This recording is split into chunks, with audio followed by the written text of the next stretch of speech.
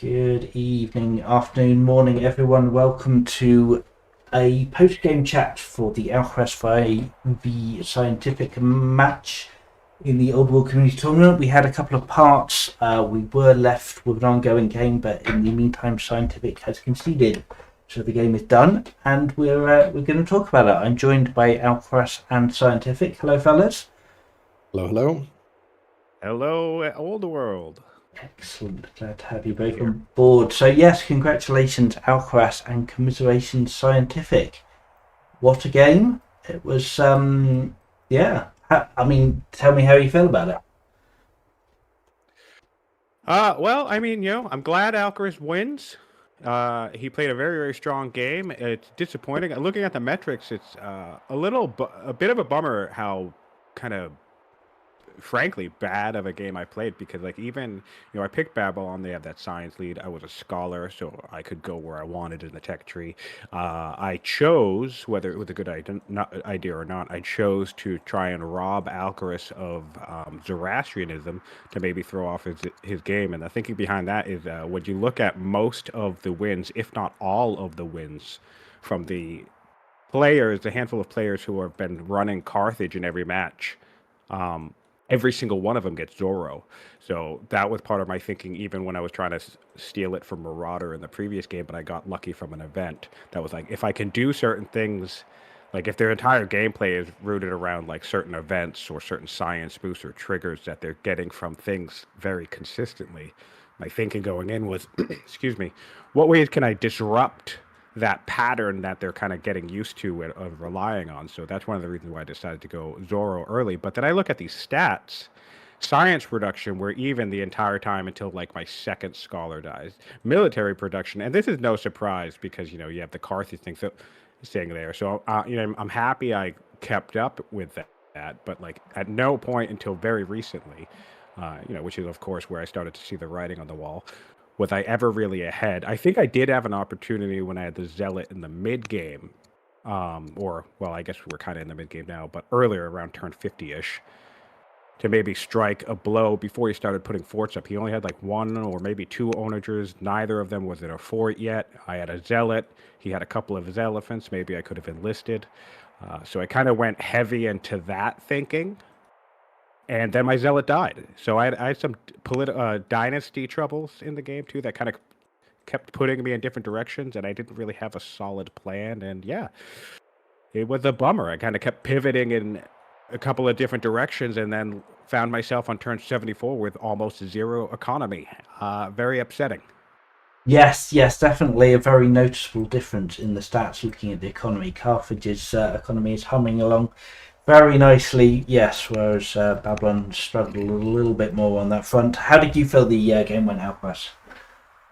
It was pretty smooth. I mean, I think I got really lucky with some of my inheritance because I went schemer into judge, and then I have a zealot lined up for when I want to break out.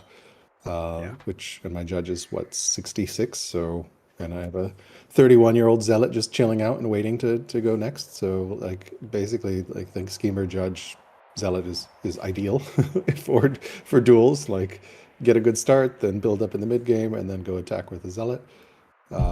Yeah, as Scion, I was a little surprised, left me mostly alone early. I didn't have early pressure. I was able to be a little bit greedy, squeeze out an extra worker here or there, and then be very measured in kind of my advance. Scion definitely got very unlucky with early deaths. There were a bunch of leaders that died in your 40s and 50s, which is rough. Yeah, for Um, context, I had five leaders in the time that Alcaraz had just the two, and yeah, that mid-game judge looks like it came quite in handy here. yeah, Yeah, my first leader died at 56, and now my second leader is at 66 and still going without doomed. So, and also just an insane leader, 9 wisdom, 9 discipline, two Yeah, courage, two charisma. So, and a judge, of course, which let me.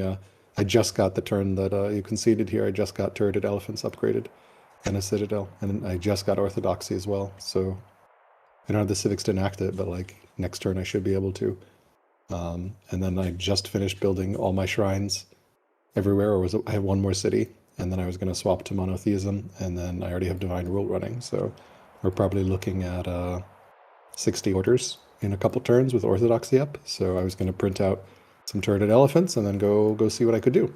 Yeah, it was definitely a very smooth game, and as you quite rightly point out, the leader changes you were quite lucky with, and that does make a huge difference to the game. So yeah, you were basically left to develop unmolested, and everyone knows, or it's common knowledge, I think, that it's your favourite thing to do. So yeah.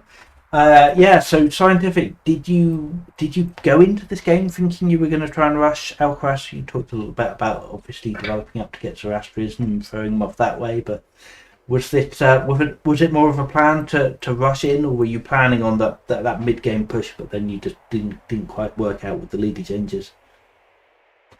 Mostly, I wanted to have early aggression on the table, but I didn't. I decided I didn't want to rely on it too completely because, I'll be honest, I kind of wanted to, um,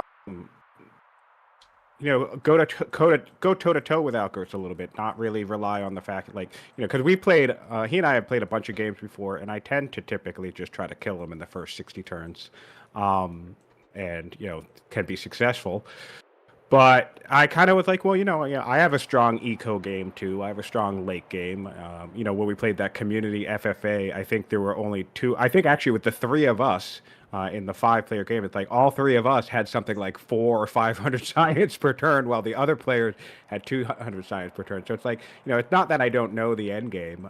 So I was less really concerned with getting him out of the game too early. I did want to leave it on the table, and in hindsight, I kind of am thinking to myself, man, yeah, I should have expanded towards the center of the map, just kept building slingers, beeline composite, and sent like a dozen archers at him right away. And an archer rush is always tricky to deal with, especially if you get the free ballista, because his Gasetas and Peltasts and shit would have been shredded.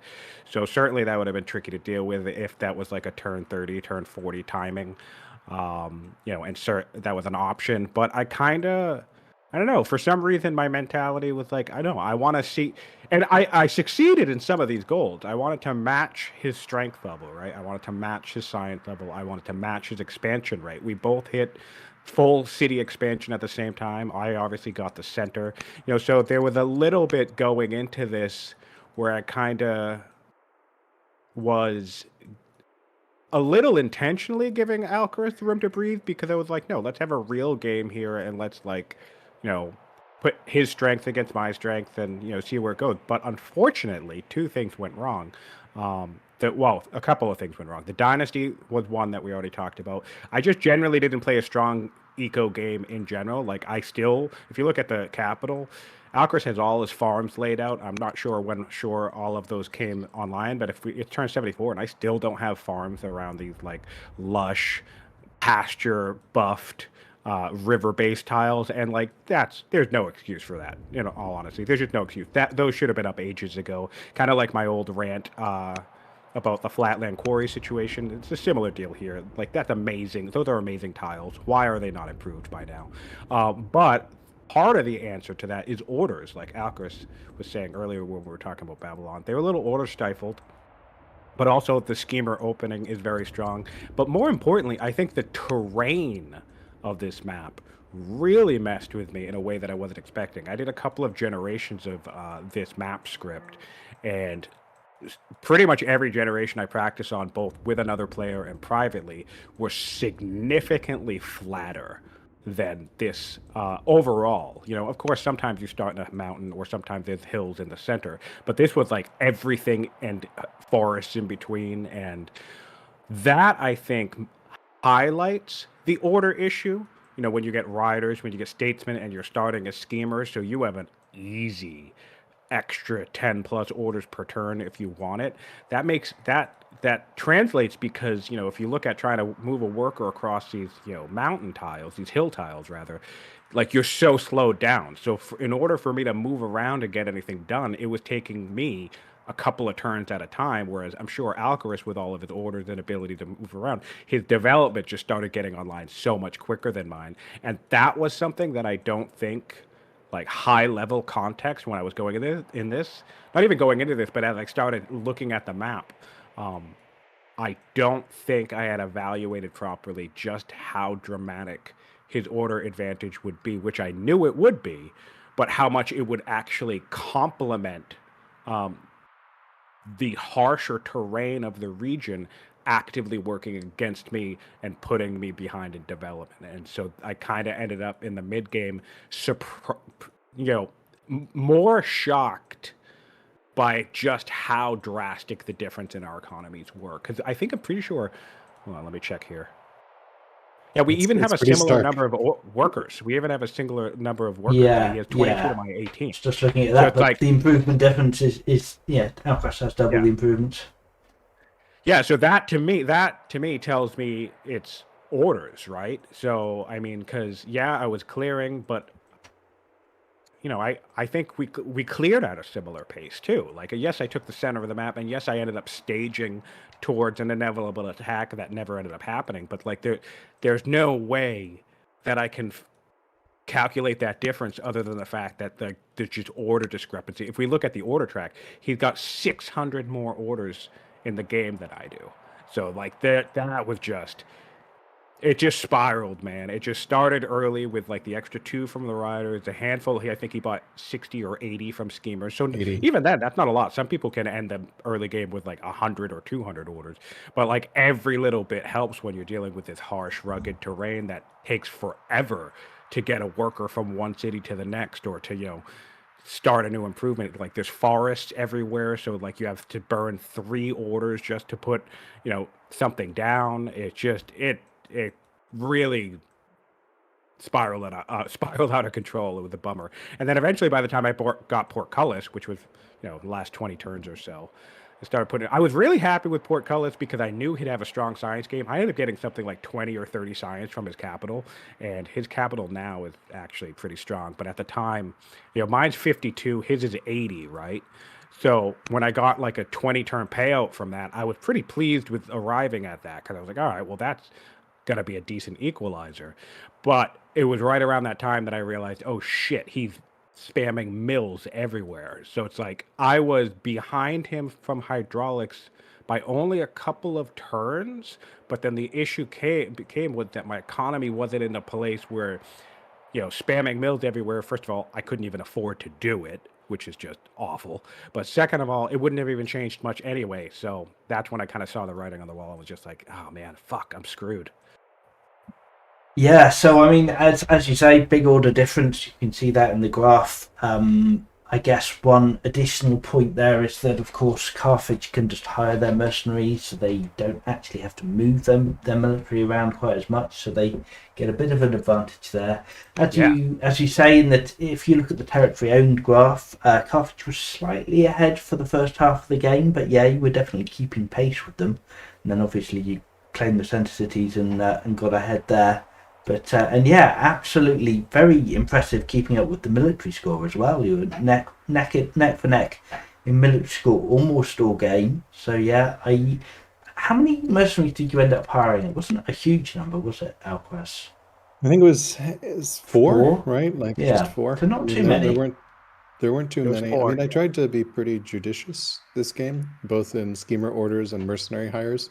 Like, I'd rather have 4 6 strength ones than like 8 3 strength ones. So yeah, I mean, I could have hired some for the middle and tried to move them back, but at that point, I didn't really see it. I also had an awkward tribal invasion coming in, and they were pretty expensive, like 800, 900,000 gold mercenary at that point is just not worth it. I think I'd rather use the money for something else. Wonders specifically is always good, or like just being able to boost your econ. I think I did buy quite a bit of stone to get some of those mills because I didn't have everything up and running, but I had the insane money income that I had all game. The money graph is just hilarious / terrifying. Like, it's just 26,000 gold difference. Like, it's just insane there. Yeah. The total money, 29,000 to 3,000 is so that obviously gives me a little wild. bit of buffer, and Sion didn't go traders, interestingly, which was a bit of a surprise. I don't quite understand your choice of artisans. I'd be curious to learn more what you were thinking there. There is a really nice trader site, at least in the north, and of course, Fair and Elder Shopkeeper are amazing. I like artisans, and it was I like to make a lot of decisions that play against type. Also, I hadn't spotted the traders that site by the time. Artisans was my second city, so it was Yeah. Sages and Artisans. And so at that point, I believe Artisans was my second city. So at that point, I'm not. There's no way in hell I'm not bringing in Sentinel Slingers.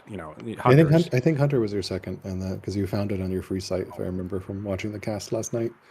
Oh, so Anderson's well, was either your way, I hadn't seen the. Yeah. I know Yeah, by the that's time fair. I settled, I don't think I saw the pearls, the stuff Yeah, yet. that's So, fair. and so basically, granted, all you really need is one solid location for traders to fully pop off, which we all know. Yeah. But if I got that super bomb- lucky that my trader site also became an autonomous city, so it's giving me 46 science by itself.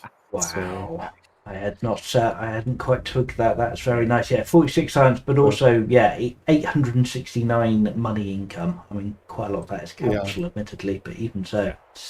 no, I mean, I also tried to like build improvements there for the autonomous unit to like keep upgrading. So you'll see it built all the gardeners for me. Yes. Now and- this is another point. I don't have you managed to catch up with the cast at all, Scientific? Because there was just one to highlight how bad. Sorry to interrupt. Just to highlight how bad my eco game was here. I got land consolidation on turn 33, and if we look at Eridu, I apparently didn't even notice and never developed this these lavender. that is exactly the point. Exactly the point I was about to raise. It was noted quite a lot. You seem to have some lavender blindness there. Yeah, because you got land consolidation quite early, like 12 turns before Alcaras. But he got those lavender groves up, and it's like, come on, Scientific, surely you must see them soon. What's going on, man? I'm going to blame it on something that I've yelled about before while streaming, but in a different context. I'm blaming it on the city tab, because from the perspective at the angle that I'm actually looking at Eridu, yes, okay, now that we're talking about it, I can see the lavender there, but like it's like obscuring the majority of those resources. So like when I'm down here by my capital in Ishnuma and like moving workers or whatever, if I look up there, it's like I can't even see those lavender from this perspective. I have to like zoom in to see it. So that could just be a resolution thing on my end. But I am just noticing that now in this game that I went 40 turns without ever improving 2 extra groves. So, man, not my best game, I'll admit. Well, it's certainly easy to make mistakes in network games, but Sure.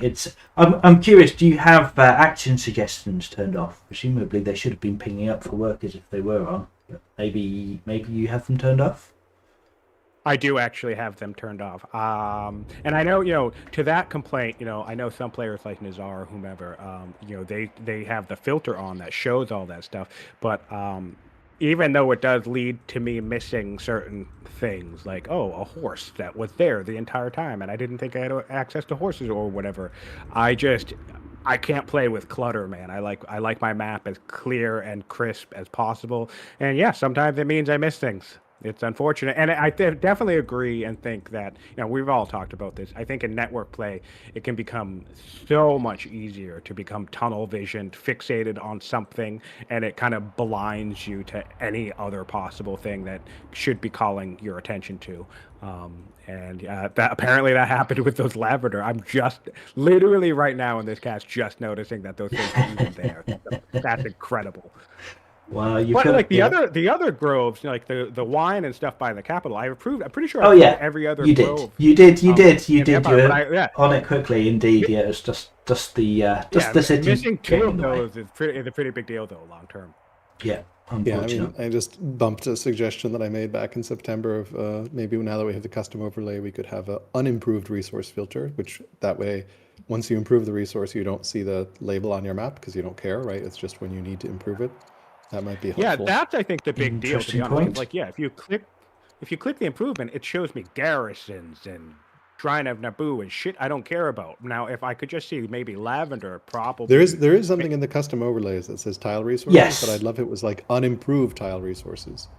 Yeah, so the overlay customizer does give you a few more options than the default overlays, and of course you can combine them in different ways as well if you want to see extra things. But unimproved tile resources potentially another one that might be good.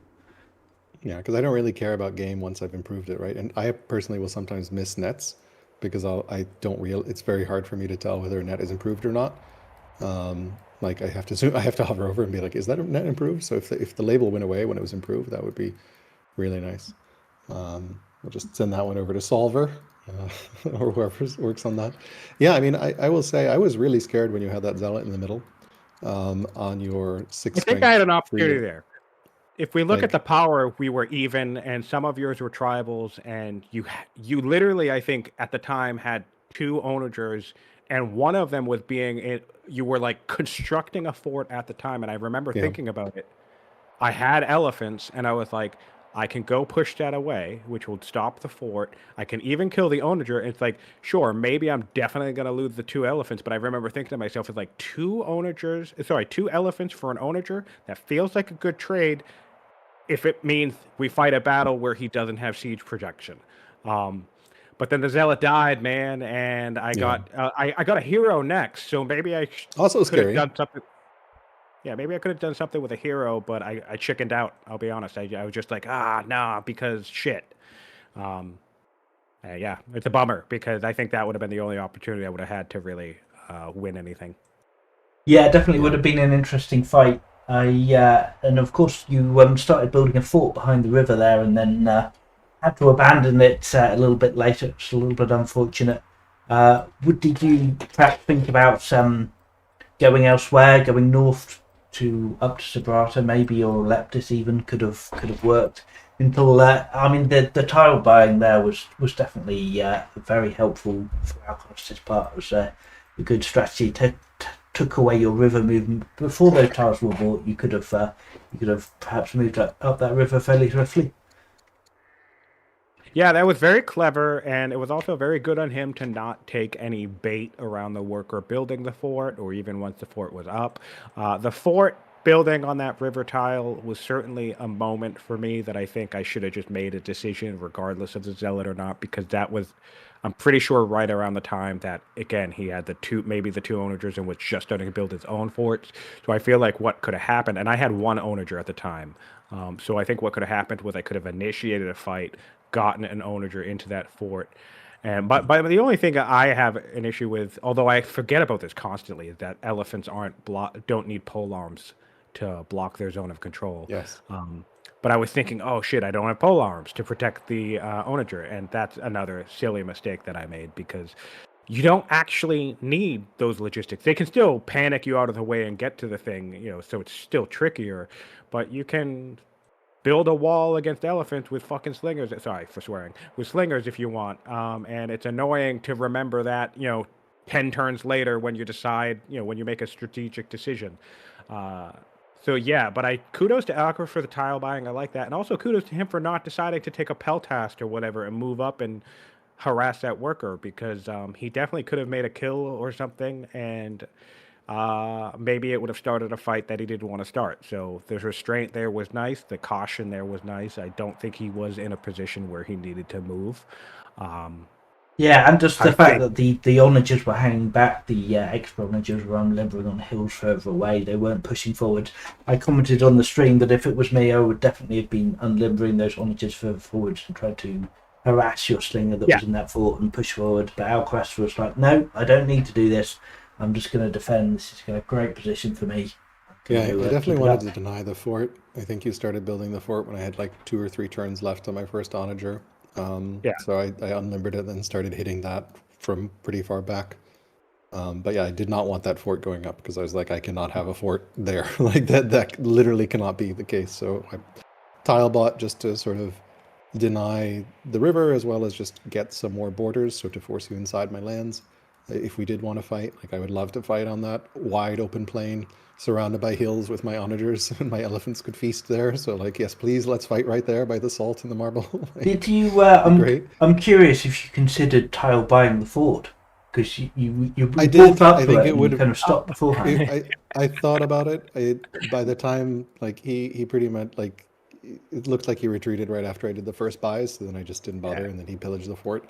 And like I could have, but like I would have like at that point I was within his onager fire, and like he could have easily come forward and killed workers. And I don't know that it would have really benefited me because I wasn't in a position where I was ready to push in. Yeah, fair enough. You weren't playing an assault. Like I only had 2 onagers, and it was like I'm not going to push with 2 onagers. And like he has a bunch of 6 strength units with the war elephants and his free UU and his horses, and he also has camel archers as well, right? Like, and I only had like 2 or 3 elephants, 6 strength ones at the time. So I was like, this can get very bad very quickly. So Yeah, at the time, I think we were pretty evenly matched, and I think I forget what my civics was at the time, like my stockpile. I think I had enough for at least one. You had just gotten civics boost from when I remember from watching the cast. You were like at 790 or something, so you probably had 2 enlists in you. So and that's the other thing that sucked about the dynasty messing with me a little bit, was because it's like, I'm a very reactive player. That's one of the things about the chaos of the game that I don't mind. I like being, dealt a different hand than what you might expect, and being like, okay, well then never mind, I'll pivot to this instead. And so like when the first ruler died, it's like, all right, well the second ruler's a scholar, whatever. I can just keep moving as usual, stick with whatever plan I might have had, whether it was going well or not. But and then when the second ruler died, okay, that's a little frustrating. But now I have a zealot, so I'm looking at our power. We're similar, so I'm doing the classic read there. Like, okay, we're similar, but half of his shit's probably tribals, which of course it wasn't. You didn't do a lot of tribal buying, but still, you had some tribals. So I'm like, all right, so I probably have some advantage there. I see some of his elephants, but I have the zealot. I can enlist. I was like, so I shifted all of my build queues. I started building more military units. I training rushed an elephant or 2, at least 1. And so with the zealot taking the throne, I kind of pivoted into this, screw it, I'll mid-game push him. I don't really have all the timing that I'd want, but with a zealot, we got this, because, lots of conversations around zealot. Yeah, exactly. So, and then when that got set up, like literally, I was maybe like a turn or 2 before feeling confident enough to actually pull the trigger on this. Certainly within like 3 to 5 turns, and I died. and I'll be honest, it was like in his 40s or something. He was well. My first ruler was let's look at this. My first ruler was 46. My second ruler was 40, and my zealot was also 46. Oof. So everybody died. Real unlucky. Nobody's. Yeah. So and normally, again, I'm pretty flexible, but by the time the zealot died, I just kind of had a hands up in the air moment where I'm like, well, shit, because I had pivoted so hard into, okay, now I'm going to beat you up, that I recognized that I was neglecting my economy and neglecting my development and things like that, because I was planning to attack you. And again, so maybe I should have just used the hero and just tried my luck then. But I got cold feet, didn't go for it, and then just kind of had well, now what the hell am I doing moment. And then pretty much my thinking was, I'll get to Portcullis, I'll see if that can shoot me up in science, and it, on the bright side, it did. But then, it also made me aware of how drastically different our games were. And I was like, shit, dude, this game is over, man. This is over. And I was going to give myself, I kind of was trying to coach myself all week, saying, just do one more session, because I had a really good session against Aaron where I did something similar. In fact, I actually attacked him, but I failed. And then I spent an entire session doing eco recovery. And dude, my eco recovery was on fire. I came back full swinging. I still lost that match, but my recovery was amazing. So I was thinking, if I can do that this game, all right, maybe there's a shot. But I'll be honest, it didn't have it in me. I didn't have it in me to sit here watching your game state, which, who maybe you would have attacked once you finished your Jebel Barkle and got your, monotheism or whatever. Another 7 order, another 14 orders. But there's no need for me to attack. But I watch you play, and I've played you. I'm also so used to you sitting back and playing it safe, right? So it's like, dude, I don't want to sit here for 3 to 4 hours watching Alcaras intimidation. Portcullis, right? Portcullis. So watching you sit on a winning hand and not playing it, I'm just like, dude, no, I can't. Well, I think I had a win path with Wonder Spam as well, right? Like, so. Yeah. Yeah, it was not like I had 2 paths to victory. Attack out, which is potentially risky, right? potentially could go bad, Right. or just sit back and like spam wonders to the moon and then just force you to come into a really, really, Yeah. really defensive position, Yeah. right? This map is really choke friendly, right? Like I Yeah. walled off this volcano here. I can potentially like ring 15 onagers around this like nice little concave area by the river, and then I Yeah. block with like 4 or 5 biremes, so it doesn't matter. Like there's no way you're getting in on the north. I do see that bireme being built. I didn't have a scout agent on it, but I was very worried about biremes in the north, and was. But I also have a pretty good internal road network. But yeah, I mean, I think my inclination, at least, I was salivating at when I crashed. I had just upgraded my turreted elephants, and then I was planning on getting like 2 or 3 more. And then I was really interested by your little horseman party down in the bottom here. You've got a horseman, a horse archer, and a camel archer in the southeast. And I was, as you see, I have a scout right next to it. And I was very suspicious about what this was.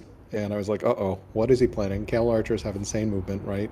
Um, so you'll see I have a scout in the pass that I put there just as a, oh, there is technically a pass that goes along the south. So like, I want vision of what's going on here. And like, if the scout dies, great, then I'll know something's coming.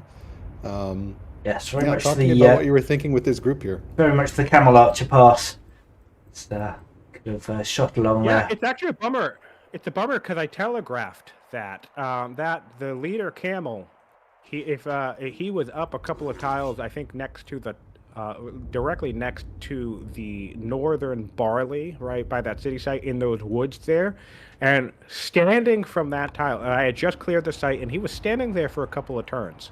And you never plug that hole by the volcano. From that tile, my ruler could reach your wonders with a force march. So really, and then the other thing was I had my scout that's now in that mountain pass was in the woods right outside Carthago. So in reality, I actually just telegraphed this play way more than necessary because I got the.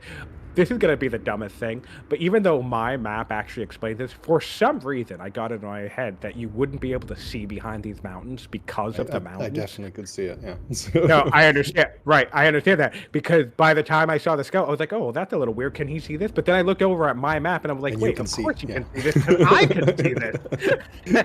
But for some reason, I got it in my head for a second that mountains can block vision, and they don't.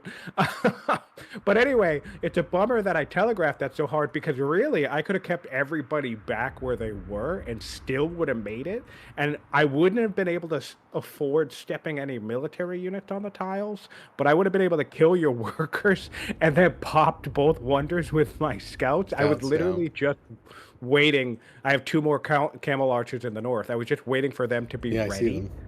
Yeah, move them Yeah. down, and that would have been that. I really, really, really would have loved to have done that on camera. Yeah, I mean, It I wouldn't have- was completely paranoid at that point, so like I had really good vision. I think I had pretty much agents in almost every city except for that Bireme city, actually.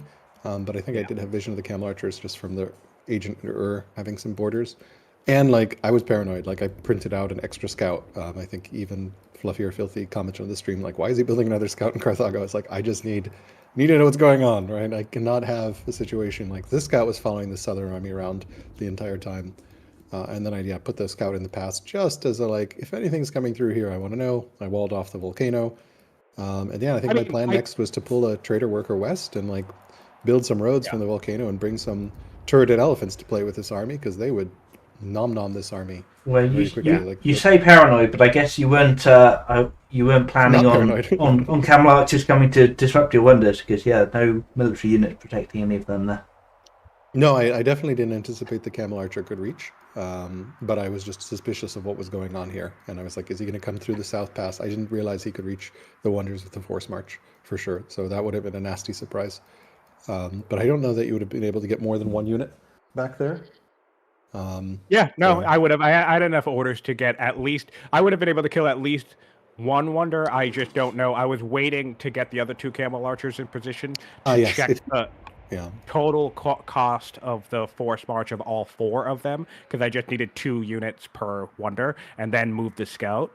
So I'm not sure if I would have been able to get both of them, but I definitely would have been able to get one of them. And again, it wouldn't have amounted to much long term, but it would have been funny to do on camera. It would have been great for the highlight reel. I mean, disrupting wonder is a huge pain in the ass. So Yeah, it's I don't think he would fantastic. have been able to take the city. So Yeah, No. it would have, Although, you'd have taken at least 3 or 4 turns to get the resources back for one of those wonders. yeah. I mean, yeah, like yeah. But in any case, I put the scout in as safety. I plugged the gap, so then I think the window was closing. I guess he could have killed the scout, but that would have taken at least 2 shots from a camel archer, which would have given me time to react, right? Because that means another turn. So yeah. I mean, honestly, against a player like me, that's smart anyways, because I am the one idiot who would actually try to bring an try army random down. shit like that. Yeah. Who would try to force an army through a one-tile gap in the bottom of the map. I mean, So, before yeah, I mean, I double don't blame fatigue, you for building the extra scout. yeah, before double fatigue was a thing, I definitely had wonders canceled by Frederick, who like spent his entire order pool on force marching a couple cataphracts into my capital across the entire map. So I've been burned by it before, so it stings. And maybe should have put some militia on the wonder builders. It's definitely infuriating when it happens. Yes. So Some your more questions. Or go ahead. I was just going to talk about your science a little bit, because you've got 250 science on turn 74. The museum isn't even built yet. That'd be another 27 science. So that seems like a pretty solid science rate. You must be fairly happy with that, I imagine. Yeah, I mean, I'm actually a big believer now in getting barracks and apprentice officers. They really help your production, and they also help your science. And it's really nice to just spam them. I think I heard in the cast like I should pick up drama somewhere for Carthage. I agree. It's just really hard to fit in drama, and like I find early drama has definitely led to losses for me. So maybe I just need to fit in drama later or something, because picking it up too early and like trying to gamble off the free settler, I don't think is worth it. But I agree getting the Odeon early for some more specialists. I also had some fun with once I got poly. I think you'll notice I built all 4 shrines in my statesman seat, and also all 4 shrines are under construction in Carthago, because I was going to go into at least apprentice acolytes for everything, and then potentially elders as well, because they do give that order. But we would see how the thing is. And then I really enjoyed moving my judge around. I think I have my judge in my capital, and I bought all 3 gardeners with money, which was good. Nice. And then I upgraded to elder officers as well in Utica, and also bought a gardener. Yeah, Gardener's so good as well, certainly. Yeah, taking advantage of the gold income from the judge and just being able to, and also the fact I could move it around relatively freely, helped quite a bit. Yeah, that's the best thing about a judge being on the throne, is that you can put him in any city you want, regardless of family archetype, because obviously not every family has judges as a common archetype. So I think that's a great use of it, moving around to different sites and, fulfilling all your goals in one city, and then moving them along to a different city, fulfilling all your goals there, and just keep moving them around, and you get maximum output while he's on the throne. So yeah, the fact that you did that, definitely good use of the mid-game judge power there. And of course, you were able to get your unique unit timing on point too. No delays there for building. Yeah, no, I sent a lot of luxuries to my rider Kef, because I was worried about that hitting strong. I see that. Yeah, Fluffy, get a look at that if you haven't seen that already. But in his rider sheet, there's 6 or 7 luxuries sent, and that's really nice. Good micro there, to be honest, because culture is one of those things that can, you can get all your laws, you can get all the science and whatnot, and the next thing you know, you're 30 turns away from a strong city, so you still can't get your 8 strength unit. So I like that a lot. Yeah, I'd say it's certainly pretty good. Made good use of those luxuries. I mean, I'd say that's definitely another good strong reason to pick up drama early, because you really need that culture, and that's a good way to build it. But yeah, the luxuries did a job there, certainly. Yeah, no, I find usually drama I've gone back and forth on. It's just very hard to find the stone for the Odeon. It's very hard to find the tempo for the poets, where luxuries are just 2 orders, and then you're good after you've improved the luxury, which you probably want to do anyway. Yeah, I mean, and the specialists for the to actually get the luxuries in the first place, of course. Yes, it's not like they're free, yeah. And they're not necessarily the best specialists, because they're only rurals, they're not urbans. But if you can do it, it works. One question I think you denied Zoro, turn 21 Zoro, pretty early Zoro. I saw when I watched the cast that you double you took the free worker and then you double shrined in your capital and then had to wait a little bit to get the citizen. But like, yeah, I mean, I ended up picking up husbandry even before it got denied, before Zoro got denied, just because I saw there were a lot of growth resources around, especially my statesman seat. And I always love growth in my statesman seat. So yeah, I picked it up, and then fortuitously, uh, that let me easily transition to Judaism. I think I got a relatively early Judaism at turn 34, which isn't too bad. Like a turn 50 Judaism is much worse than a turn 34. And then, Sure. yeah, and since I had a Chancellor slot open, then Zenobia spawned with Lily Bomb, and that went autonomous. And then I had an event to marry her, and she became a rising star, and she was my Chancellor. At one point, she was giving me 6 growth in every city, Ooh, which was that's the insane. jackpot. That's the jackpot. Yeah. Zenobia, the Chancellor, is amazing. Yeah, this is Oh, why I that's like great. turning BTT off, but you were like, I want to play with Behind the Throne. I was like, okay, but I guess means I can abuse Zenobia. So, Well, I was hoping for Zenobia at the Chancellor, obviously. Yeah. it's Did you Yeah. get Zenobia as well, Scientific? I thought you both had her at one point. you did get Zenobia, and I remember watching the stream. So Yeah, but because I your did. Eridu, I think, went autonomous as well, if I I remember think I right. actually did. I think I did put her as Chancellor at some point. I can't remember if she became a rising star or not, though.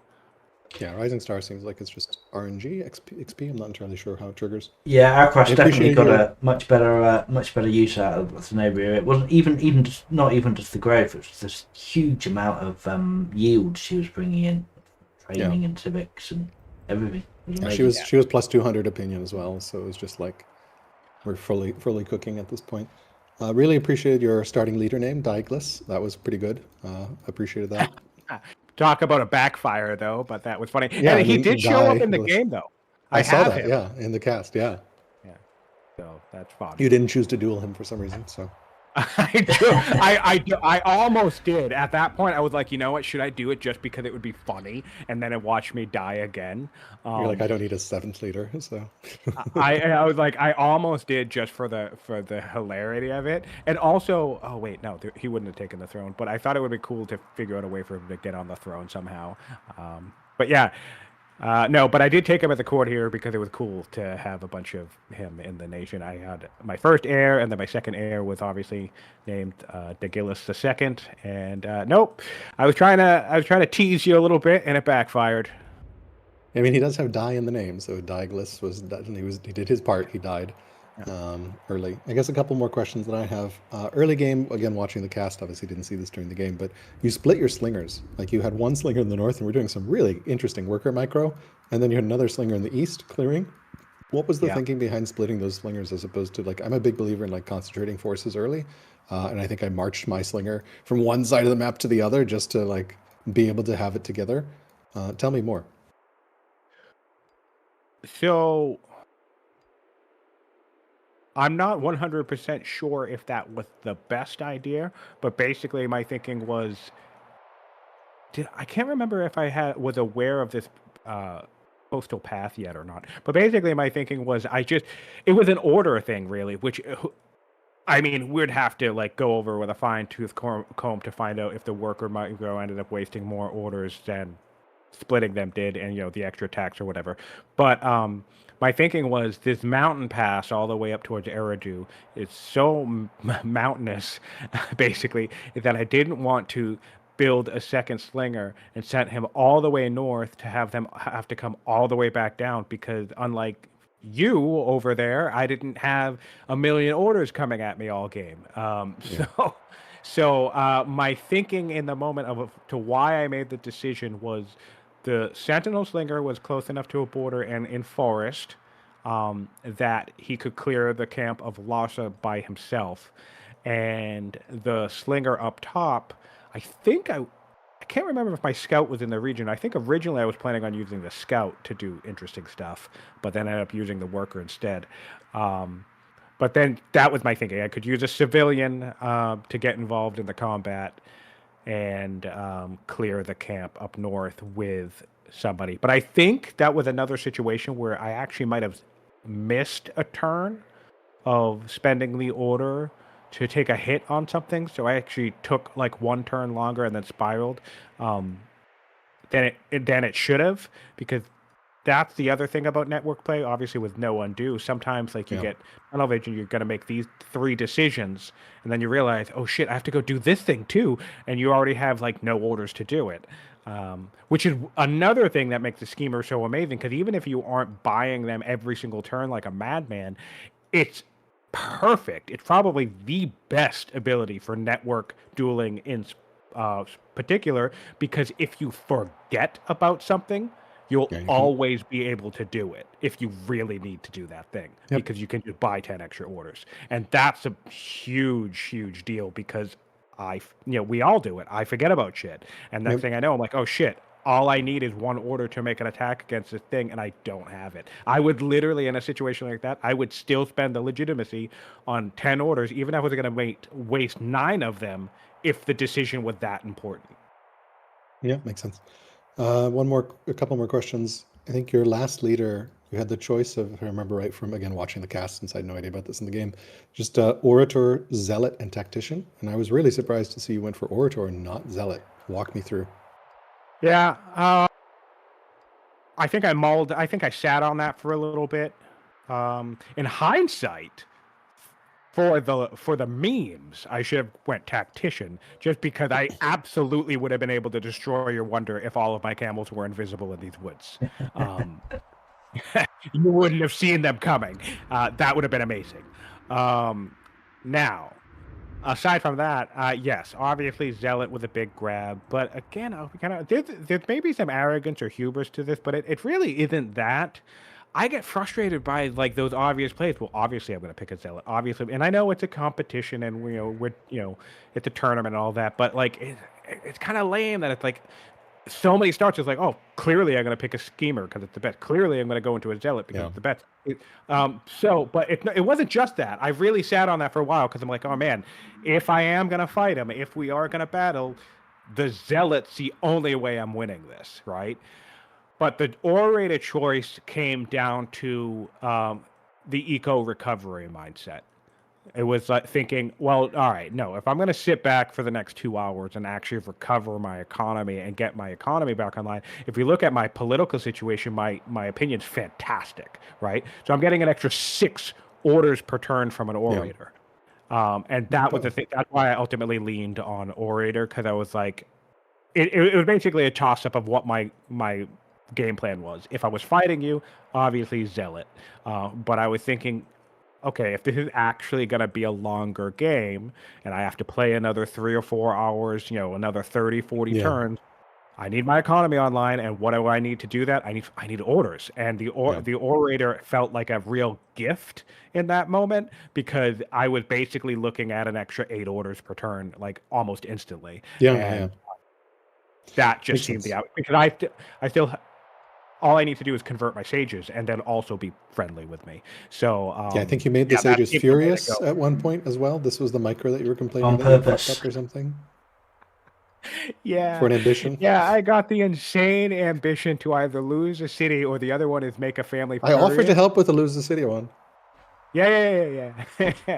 But what I had done, what I opted to do, was up in the border of Iridu and Uruk, I just sold a bunch of tiles from one family to the other, because you only need to sell something like 4 or 5 tiles to tank an opinion, like 200. And since you do it all on the same turn, it decays relatively quickly. So that was my thing. What ended up happening was I'd move a unit and I'd buy the tile backwards to the wrong family. And I ended up doing that like 3 times. So let's see here. Yikes. I missed that on the stream. Yeah, we saw what you were doing, but I hadn't realised you'd made a mistake in it. Yeah. So I only needed to buy something like 4 tiles from one family to the other family. And I ended up buying in total something like 8, because I bought 3 tiles, and then it kept missing clicking the wrong family every time I brought a new unit up to buy the last one. So what I did was I clicked the wrong family, brought somebody up, clicked the right family, then brought somebody up, picked the wrong family again, and was like, shit! So I had to buy another 2 tiles. Super painful. So committed Yeah, that's unfortunate. I ended up selling like 100 food to make this happen too. That's part of the reason. Like I just did this a turn or two ago, so that's part of the reason why I have like no resources in my account. And at that Oh, point, I because was you like, needed the "This money is for buying the tiles. Oh man. yeah, yeah." It was so dumb. It was the dumbest thing. I wish I would have recorded it. It would have been so great to put up at some kind of highlight reel of just absolute nonsense play. But hey, I Yeah, got the ambition. I got the 10 orders, Yeah, the ambition. extra orders per turn, and yeah, Ambition's hooray! great. it's definitely funny to see. Yeah, we were wondering because we couldn't figure out what the mistake was. We were wondering if you were trying to buy up to the coast so you could start making bioreams in Uruk, maybe. But Oh yeah, that would have made sense. But no, I was just being an idiot and trying to micro an ambition. fun And I mean, in times. fairness, had I done it in just the 4 tile buys, that would have actually Yeah, it been would have pretty been fun. efficient. Yeah. But then it was like a sunk cost fallacy thing where it's like I just kept doing it after messing it up, and I think after messing it up, I should have just abandoned the idea, or maybe tried it again in a couple more turns or whatever. But yeah, I basically wasted an entire turn trying to get that ambition and a bunch of money and resources.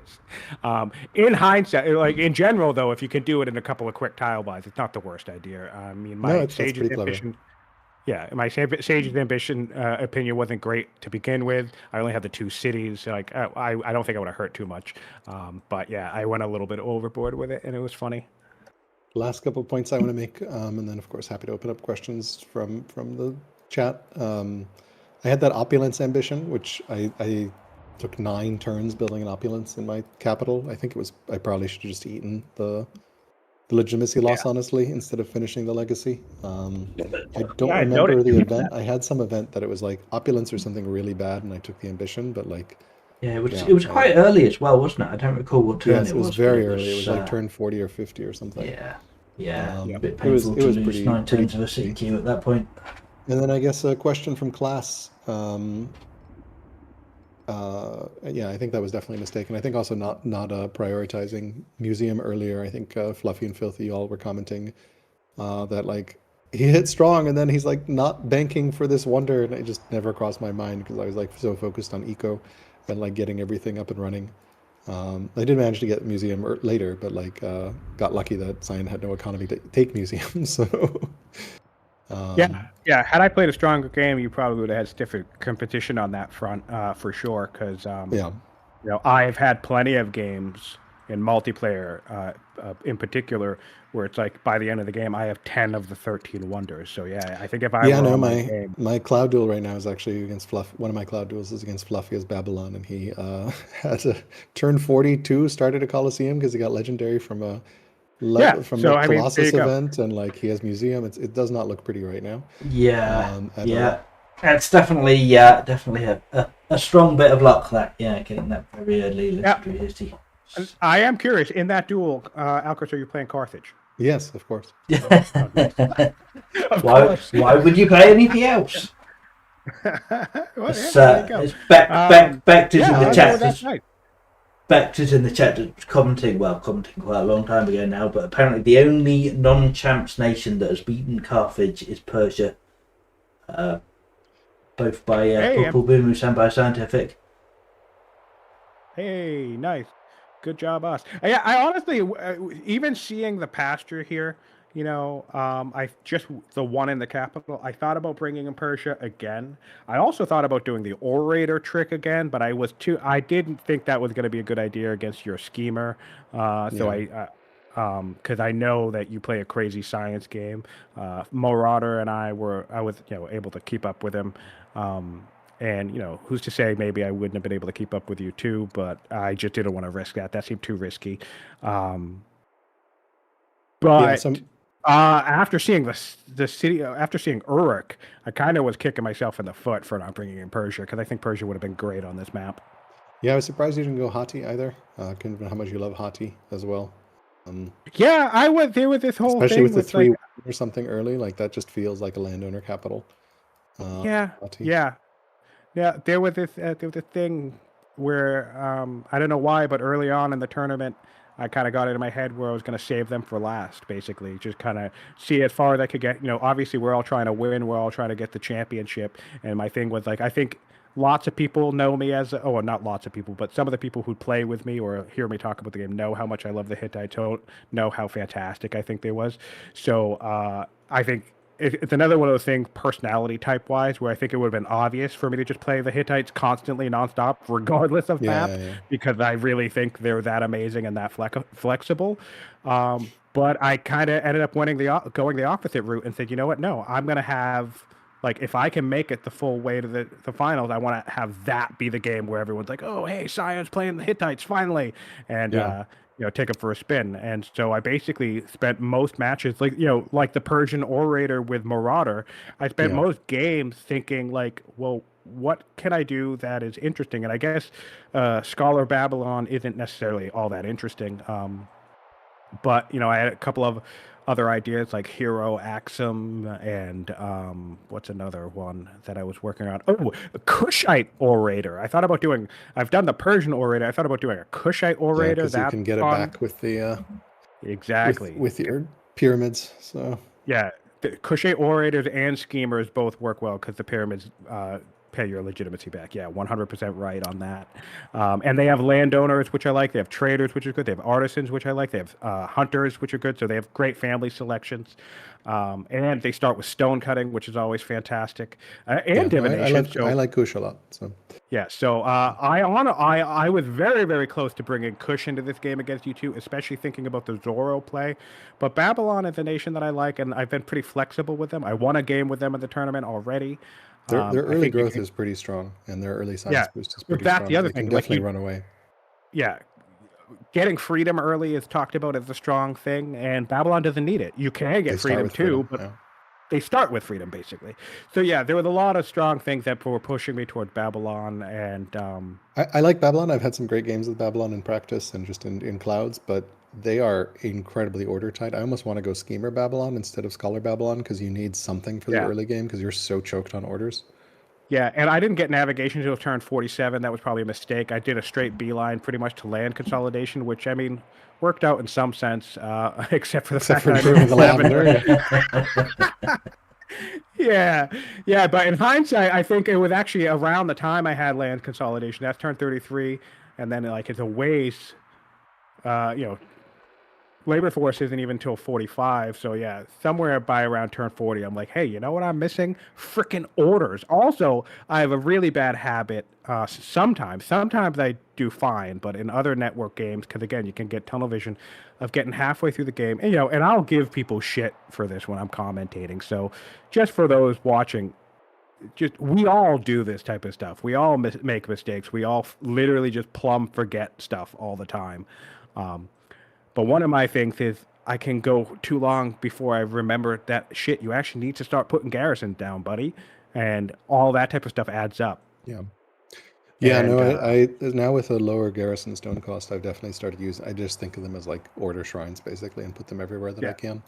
I think I have garrisons down in every city at this point. And that's what makes barracks such a strong opener, because it gets you military output, extra order. It gets you science, and it also brings you order economy. It's everything you could ever need in this type of format, the head-to-head format of like dueling and stuff, because if someone comes at you, even if you don't have an army, you'll be able to get one soon because you already have the garrison. Yeah, you're not doing a 10-year build, you're doing a 6-year build, which is a big difference. So I agree. It's hard. It's kind of hard, in my opinion, to not go this is an interesting first pretty much all the time. This would be an interesting stat, Becht. Mill drill was researched, and win probability. Like, does whoever researches mill drill first wins, or like is there a correlation between researching mill drill earlier? I think that was another one that I didn't get earlier.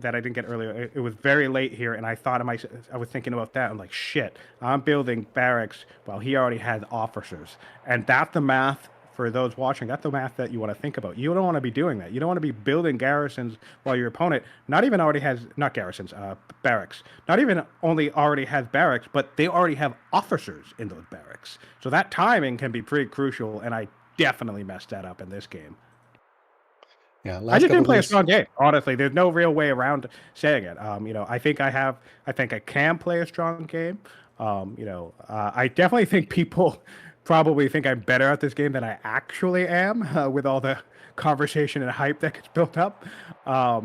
and that probably comes from critiquing and commentating, but this just was not at all, or not even remotely close to one of my best games. It was a pretty poor showing, unfortunately. But I mean, that's what it is. Here we are. It Yeah, happens. I think there was definitely some luck as well with leaders and just early Oh terrain, yeah, sure. like very hilly, etc. Like just pretty brutal. I think you even got a little unlucky because you got another spawn from the north because I managed to clear that because I got steadfast and moved north, and you just were like an order or two short of getting there in time, so you had to deal with another unit spawning, which slows you Yes. down a lot. All those little things add up, and of course Babylon versus Carthage. Yeah, I honestly had probably one of my better games. Everything was super smooth. Everything went right. Yeah, it I looks had like a everything went right for you, which is nice yeah, because in your game against Nazar, you had really yeah, shit luck too. yeah, So I have um, no problem with luck playing a role. Luck plays a yeah, factor, and but that's why it's like also even with the death, like the dynasty death. It's like maybe if I was more on point with my game, making better decisions, I could have overcome that. But by the time the third or fourth ruler came around, I was just so in a position of like looking at my board state and being like, oh man, I'm not in a position to deal with another ruler loss. And then that translates to orders too, because I'm pretty yep, sure you're like up. legitimacy. Yeah, Yeah, you have like an extra 50 or 60 legitimacy on me. So that's just 5 orders. another 5 or 6 Yeah, orders. It's crazy, man. I was just like, yeah. there's just I've no got way. 44 more legitimacy than you right now, so that's 4 extra orders. Yeah, on Last top couple of things taking on here. top of riders.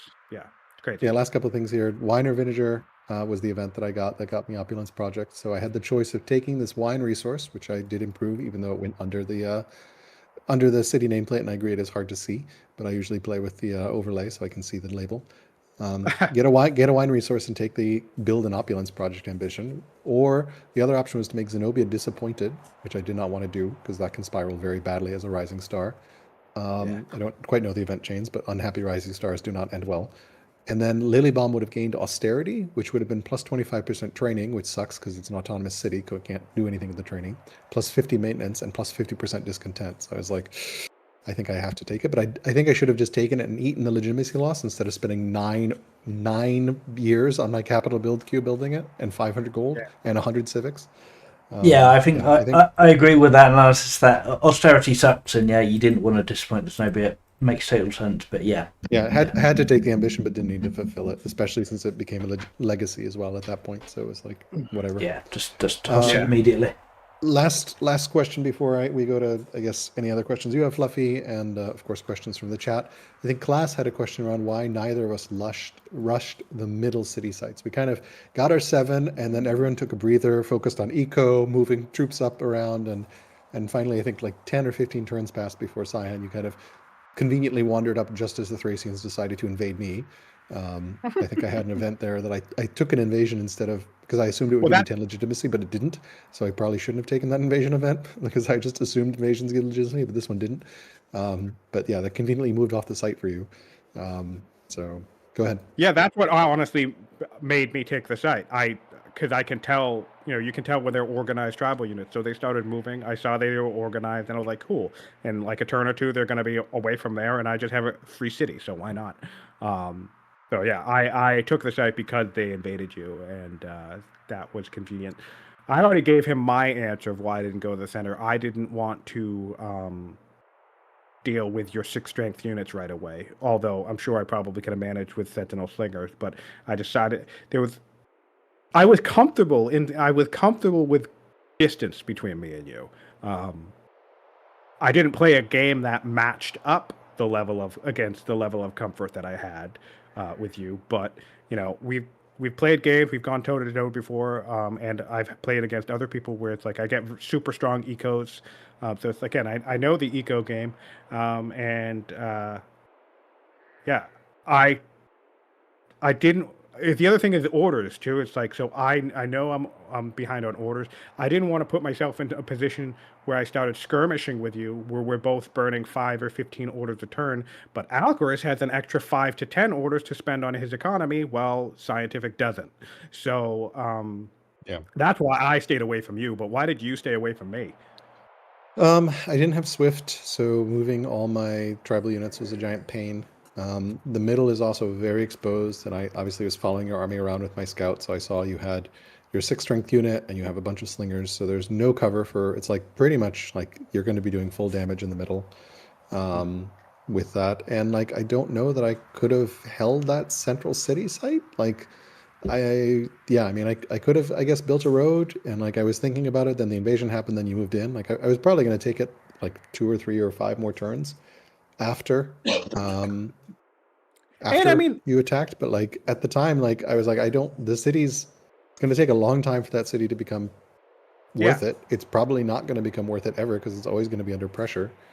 yeah. It has some great resources, absolutely, like that ore and the marble and the salt and the sheep, but it's going to take some time.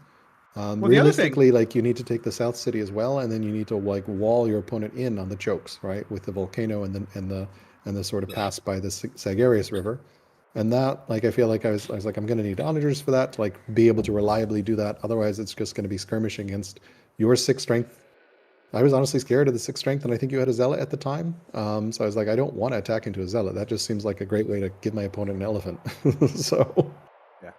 Also, I mean, in fairness, these 2 city sites are pretty far away. yeah, So taking them taking them, not just taking them and settling them, but also taking them with a force that is you feel comfortable enough that you're not going to just immediately hand the site over to your opponent, um, is an order investment. So that the other thing, it's like on my end, you know, this is the frustrating thing about going up against a statesman nation in general, but also Persia and Carthage, who also have riders. You can automatically bank on the fact, regardless of archetype, regardless of anything else, that they have an extra 4 orders per turn over you. They basically start with serfdom. Um, yeah, and it's hard not, in my mind, in a dueling context where everything is so much about keeping pace with your opponent, it's hard not to have that kind of slowly sitting in the back of my mind, haunting me, being like, Alcaraz has 3 more orders than I do. Now he has 5 more orders than I do. Now, like, so it's like, what am I spending my orders on? How am I being efficient? And again, I didn't play the most efficient game, but I've talked about how, like, I'll move 1 tile and improve a quarry rather than moving 3 tiles and improve a quarry because yeah. all Those that. things add up. Yeah, Yeah, yeah. So I'm like extra in tune to that when I'm facing an opponent, depending on what they pick. Because if it's Persia, for example, they have 1,000,000 orders. So every loss of efficiency on your end is actually felt. It hits even harder because your opponent can make the exact same number and the exact same level of mistakes as you, but it doesn't yeah, matter because they have twice as many orders. yeah. I mean, I don't think orders from um, schemer buys show up on the orders graph. Fluffy, keep me honest there. But I bought 80 orders from schemers, and then the difference looks like 650 otherwise. So like total difference was 730 orders on 50. Like I Yeah. basically got plus 50% orders compared to you spent 1,500, I spent 20, 22 something hundred. So just So to Right. jump in and answer that question, they do now show in the totals. So since the last Great. update, we've they changed show in the how total, but not in the graph. how Okay. all the productions are recorded. Yeah, so they don't show in the graph. The graph is just showing per turn income, but the what's and in fact, yes, the total doesn't match the area under the graph anymore, but they're now recording different things. So the line is just showing per turn, whereas the totals, it's the yield from any source, so that will include scheme orders. Oh, cool. All right, but even still, if we look at that difference, 600, like even if Alcaraz was playing like absolute shit, right? He that's like a 600, that's 600 extra orders where he can make misclicks, he can make mistakes, he can move up 1 space and then come back to do something different. Like, so that's the other thing I think about when it comes to orders. It's like it's also a landscape of how inefficient you're allowed to be, let alone not even just how efficient you're able to be. Yeah. I see Yeah, Beck gave so us that some sucks. stats that Mildrill actually, not researching it, has the highest win rate, 75%. Some fun stats there in the tournament match stats channel, and like researching it in the mid game is actually 40% win rate. So yeah, obviously very small sample size, but definitely counterintuitive. Would not have expected never researching mill drill to have a 75% win rate. But maybe those are games where someone's just rushing someone, or like there's no time for mill drill at that point. That sounds like a scientific strategy. Actually, I'm pretty sure Fluffy Buddy, one of his games, he didn't research military drill until like turn 70. Yeah, and you won that game. Beck pointed out. I think I had the record for the latest research of military drill. I did get it in like turn 80 or something. Yeah, that's great. I personally like it early. I got it on turn 15 here. Yeah. So well, that's another thing I was keeping. So the fun thing about this, the tournament that we're doing, everybody, and the stat tracking, all that, is I hadn't been doing this, but then Klaus was talking about it. The fact that you can research your opponent. So it was actually really cool to do open like 3 tabs, boot up all of the Alcaras games, and look at. What are his habits? And yeah, you get military drill within like the first 15 to 8 turns every single game, right? And so those were things I was thinking about. And that's actually what led me to the Zorro play, because I also compared other Carthage players. It's like every single Carthage player always found Zorro. So I'm just like, oh man, I did that. I was thinking about that with Marauder as well. So will that disrupt a Carthage player? If you and if so, by how much, right? Now, obviously, in this game, it didn't phase Alcaras at all. Having to build those ranchers sucked, right? Like, I think you got Zorro when I had just finished my first Acolyte, and I was like, well, but I mean, I think as Filthy commented, like, it's not like an Acolyte in your capital is bad. Yeah. Right, you still get the science, of course, but we also talk about the events. So you get that really nice. Yes, you got the nice Cartier event and the Found Religion Ambition as well, which all very nice. Right, and he's another great character. Speaking of theologies, Veneration. What was that? Just an event that you got it for free, or like that was free. Okay. That was free. Yeah, I got Legalism for free from an event, but I would happily take Legalism. But yeah, Veneration, I was just like, that's interesting. I don't know if I take Veneration for free. Just talking about Cartier, that's just jumping in. My favourite thing in an old world duel is when your opponent found Zoroastrianism, and you get Cartier. It spreads to you via an event, and then you get Cartier. Yeah, which I think actually happened in one of our duels. Yes. And why bother going to the effort of founding it yourself when you can just get a free spread? Yeah. Cool. Any questions that you have, Fluffy, or any questions for folks in the chat? I don't think there's anything else I have to cover. I think you guys have talked quite a lot about the game. So there's I'm not sure there's any questions from the chat either. Sulfur says, I love the fact you've been chatting for an hour, and Alcaras would definitely need less than that to kill Sion if he actually attacked. I'm not sure I agree with that. I think while Alcaras has a good military advantage here, then I think I can see Sion putting up a good defence. I don't think it would be a walkover if Alcaraz attacked at this point. I mean, to be fair, if you did want to go all in, then eventually I'm sure you would wear Sion down. But yeah, I think my timing here that I was thinking was Orthodoxy rush out 4 more elephants or so, get the Zealot on the throne when the judge dies, right? The Zealot will naturally go on the throne, and then make sure family opinion is good, and then go and then enlist any 6 strength or 8 strength units he has. And, so here's the thing. I was really tempted to snatch this bottom. I probably would have moved my elephants over a little bit and then see if I could have attacked, but you would have seen it since you had pretty good vision. So you probably would have retreated them, or So go ahead, Simon. And this is the thing, and this is why I surrendered. And I'd like to think that it's not like a poor sport thing, but because with portcullis and my experience in the game, I can read the situation well enough where it's like, even if Alcaraz attacked me now or in the next 5 turns or whatever, and let's say I pretty much obliterated him, like I won the battle definitively and his offensive failed. The issue is with the game states we both have, I still very likely would not have won the game. Yeah, I just print another army, and then you have the same exactly. problem. Because like he's saying, he's about to get Orthodoxy, so it's like, okay, if nothing else, he gets beaten back. Let's say I just wipe the floor with him tactically or whatever, which again I don't think would happen. But even if I won the battle, okay, so he licks his wounds for another 5, 10, 20 turns while I'm getting ready to invade and attack him, and I'm just met with another army. So like our economies are not in positions where me winning a battle does anything for me, which which is part of the reason why I decided that this game is legitimately over. Like the chances of me winning this game, even from sitting back and developing, if Alcaraz didn't attack me, that's the other universe that we would explore. If Alcaraz leaves me alone for 4 hours, or what happens there? Okay, I recover my economy, I get tech parity, I get ballistas, my whatever else, right? Well, he's been building wonders the entire time, so it's just like his Blage game where the impetus is on me to invade him, and it's the same thing. It's like, maybe I can win that battle, but we're talking like I had like a 10% chance of winning this game, given the state that it's in. Yeah, That's 9 to 7 like my cities mathematical analysis of where we are right now. Maybe it's wrong, but like this just wasn't going to happen.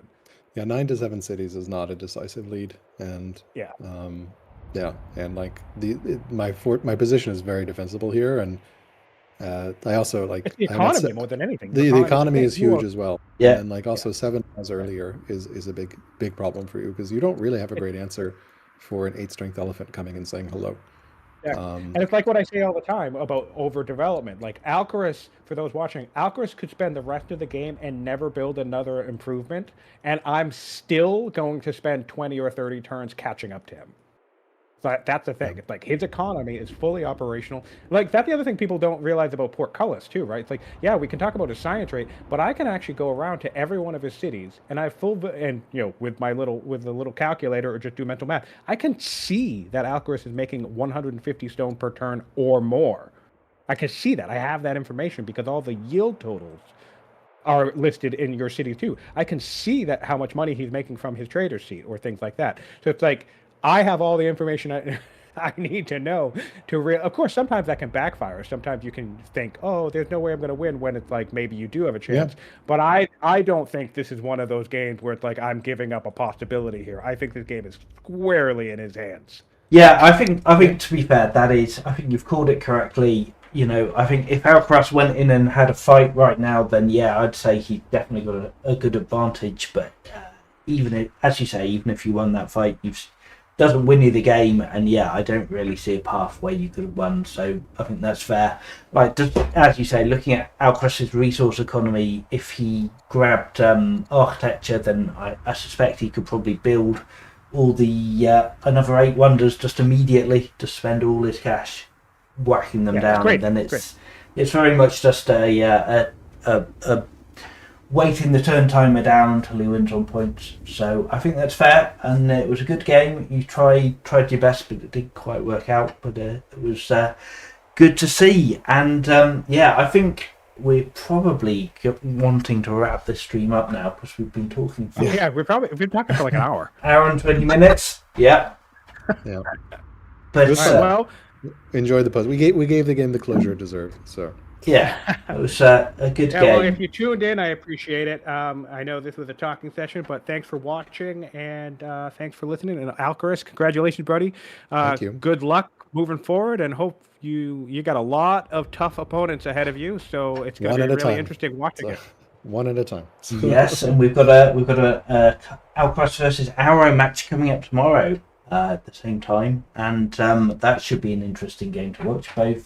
Both players love Carthage, of course, so we'll see how that plays out. I assume at least one of you is going to pick Carthage. So, I have the choice of map or nation pick, and I think I'm going to go map pick just because I don't want to have a knife fight. So that means I might not be able to get Carthage. We'll see. So yeah, it would be interesting to see. All right. Well, I'd just like to say before we wrap up here that as the 2 driving forces behind this community tournament, obviously Alcaraz, it was your idea. You did an awful lot of the organisation for it. Siontific has just put in so much energy into this tournament, so much casting, that amazing trailer that was made for it, and just huge props to both of you for all of the time and effort that you guys have put into this. It's been absolutely great to see everyone getting involved, huge amount of activity, people watching, playing, practicing, generally talking strategy has just been fantastic. So yeah, huge props to you both, and good luck in the rest of the tournament, Alcaraz, and I hope we see a lot more Siontific casting of the rest of the matches. Thank you. Yep, I might be out of the tournament, but I'm not out of the fun yet. You guys are stuck with me, and I'm very much looking forward to watching some of the remainder of the matches and seeing who goes up against Klaus in the finals. All right. Well, thank you both very much, and yeah, we'll end it there. So there is a part 3, I think, of Ninja versus Nazar a little bit later on today. Yes. Which is Sion? Are you casting that one? I'm not signed up for it, and I wasn't planning on it. But if we need a caster, I might step in for it. But I was actually going to plan on taking a break for the day. I am casting tomorrow, though. We do not have a caster lined up. Sino has volunteered to cast it, but it's super late for him. He's as a backup caster, so if you do want to cover it, I think he'd appreciate, because I think it starts at 11 p.m. his time for Sino. So all right, then odds are I'll probably step in. I'm gonna take a break for a second after this and get my day sorted out. I will pencil you in. So. I will likely. If we don't have a caster, then I'm probably just gonna do it then. Good But man, I wasn't planning on Siontific. it. But so it will probably be me. Amazing. Awesome. Thank you. All right. So yeah, we'll see hopefully everyone back there for that, and then yeah, same time again tomorrow for Alcaras versus Arrow. That'll be definitely an interesting match to watch. But thank you everyone for watching, and until next time, bye for now. Take care.